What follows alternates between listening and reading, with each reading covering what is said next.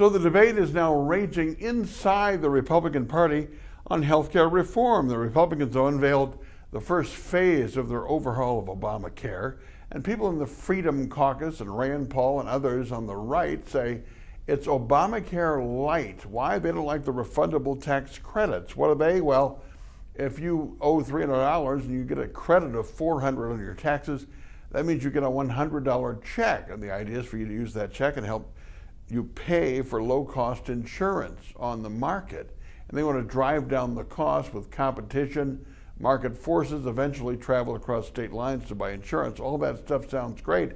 But this idea of I don't want to pay for somebody else's health care. I got an email to that effect. That's what the Republicans are saying. That's what Rand Paul said. Now, wait a minute. What's Medicaid? Isn't Medicaid health care for the poor? The poor can't afford to provide health care for themselves, so we pay for their health care. Isn't that a subsidy? I don't get this. If somebody goes to the hospital and they don't have insurance and the hospital takes care of them and their cost is $300,000, that money has to come from somewhere. It comes from the rest of us. We're going to pay for somebody else's health care one way or another.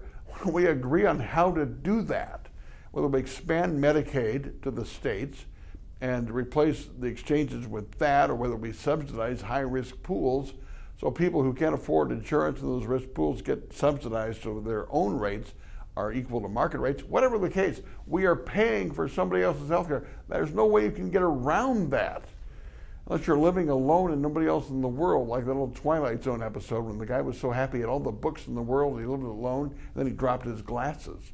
No, we should at least understand the reality of the words we use in this debate and come to some common sense end. But this idea that we're not going to take care of our brother or sister in this whole concept is a bogus concept. We already do. My 2 cents, my 2 minutes are brought to you by Edge Construction and Capital Consultants. Bill McCoshen, a lobbyist to work for Tommy, who knows how to get things done downtown at the Capitol. Talk about this and more tomorrow at 8 on the Mitch Henck Show on madison.com.